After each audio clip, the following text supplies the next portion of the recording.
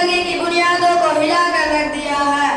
سینکڑوں ہزاروں گھروں کو تباہ و برباد کر دیا ہے اور کتنے ہی جذبات کو مسل کر رکھ دیا ہے۔ یہ وہ بیماری ہے جسے آپ جہیز کے نام سے یاد کرتے ہیں۔ میں نے خطبہ کے بعد ایک حدیث شریف پڑھی ہے، اس میں حضور پر نور محمد عربی صلی اللہ علیہ وسلم کا پاک ارشاد ہے کہ جو شخص عزت